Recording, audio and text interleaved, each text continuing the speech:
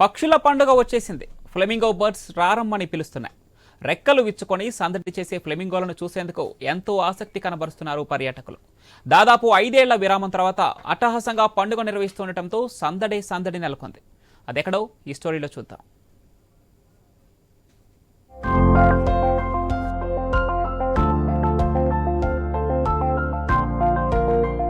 తిరుపతి జిల్లా సుళ్లూరుపేట పులికాట్ సరస్సు తీరం ఫ్లెమింగో పక్షులకు నెలవు. వివిధ దేశాల నుంచి ఫ్లెమింగో పక్షులు ఉప్పునీటి సరస్సైన పులికాట్ కు వచ్చి ఇక్కడి చిత్తడి నేలల్లో గుడ్లు పెట్టి పిల్లలకు జన్మనిచ్చి వాటిని సాకుతాయి. ఈ పిల్ల పక్షులు పెద్దయ్యాక తిరిగి తమ దేశాలకు రెక్కలు కట్టుకుని ఎగిరిపోతాయి. ఏటా నవంబర్ నుంచి జనవరిలో ఎక్కువగా ఫ్లెమింగోలు గుడ్లు పెట్టేందుకు పులికాట్ తీరానికి వస్తాయి. పక్షి పిల్లలు పెద్దయ్యాక 6 నెలల పాటు ఇక్కడే తిరుగుతూ ఉంటాయి. పక్షులు సరస్సులో చేపలను పట్టే విధానం, వాటిని పిల్లలకు తినిపించే తీరు ఎంతో ఆసక్తిగా ఉంటుంది. స్థానికులు ఈ పక్షులను దేవతా పక్షులుగాను భావిస్తారు.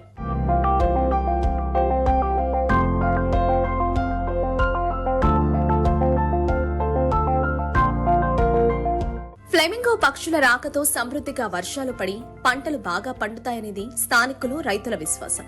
అందుకే ఈ పక్షులను వేటాడేందుకు ఎవరైనా ప్రయత్నిస్తే అడ్డుకుంటారో స్థానికులు.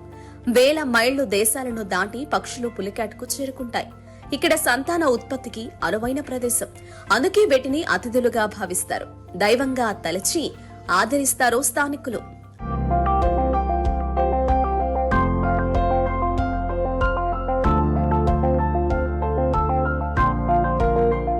గతంలో టీడీపీ ప్రభుత్వం ఫ్లెమింగో ఫెస్టివల్ పేరుతో పక్షులు వచ్చే సమయంలో ప్రత్యేక కార్యక్రమాలు చేపట్టింది.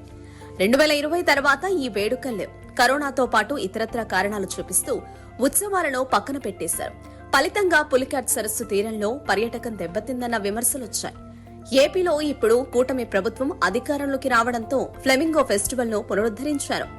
పర్యాటక రంగం అభివృద్ధి లక్ష్యంగా వారం రోజులుగా అధికారులు శ్రమించి ప్రత్యేక ఏర్పాట్లు చేశారు. సుళ్లూరుపేటతో పాటు పరిసర ప్రాంతాలైన నేలపట్టు, అటకాని తిప్ప, బీవీపాలెం, శ్రీసిటీ తదితర 5 చోట్ల కార్యక్రమాల్లో ఏర్పాటు చేశారు. కేవలం పక్షుల సందర్శనే కాకుండా వినోదం, విజ్ఞానం కలిగించేలా కార్యక్రమాలు రూపొందించారు. అలాగే ఇస్రోకు సంబంధించిన వివరాలతో ప్రత్యేక ఎగ్జిబిషన్ ఏర్పాటు చేశారు.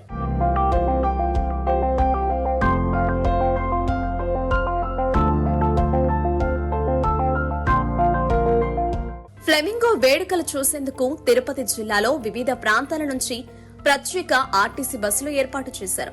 సోషల్ మీడియాతో పాటు ఇతర మాధ్యమాలలో విస్తృతంగా ప్రచారం చేశారు.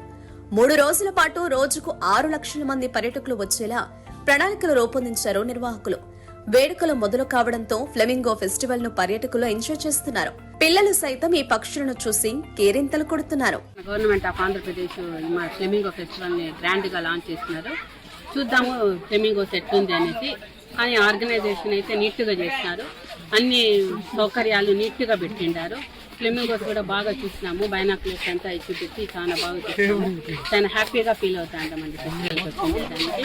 మా సుళ్లూరుపేటలో ఏంటంటే ఫ్లెమింగో ఫెస్టివల్ అనేది మాకు ఒక పెద్ద పండుగ లాగా అనమాట. సో ఎవ్రీ ఇయర్ జనవరిలో అయితే మాకు ఇక్కడ సెలబ్రేట్ చేస్తాము. ఫస్ట్ తెలుగు వాళ్ళకి పెద్ద పండుగ అంటే సంక్రాంతి అంటారు. అదే మా సుళ్లూరుపేట వాళ్ళకి ఏంటంటే ఫ్లెమింగో ఫెస్టివల్ అనేది. బట్ ప్రీవియస్ గవర్నమెంట్ అయితే ఓన్లీ 1 year అయితే సెలబ్రేట్ చేసింది. బట్ ఈ గవర్నమెంట్ ఏంటంటే వచ్చిన ఫస్ట్ ఇయరే మాకు ఇక్కడ ఈ యొక్క ఫ్లెమింగో ఫెస్టివల్ సెలబ్రేట్ చేయడం చాలా హ్యాపీగా ఉంది. ఈ ఉత్సవాలను ఏపీ పర్యాటక మంత్రి కందుల దుర్గేష్ లాంఛనంగా ప్రారంభించారు. ఏపీ ప్రభుత్వం పర్యాటక రంగం పైన ప్రత్యేక దృష్టి పెట్టిందని, అందులో భాగంగా పులికాట్ సరస్సు తీరంలో ఫ్లెమింగో ఫెస్టివల్ నిర్వహిస్తున్నట్టు ఆయన తెలిపారు.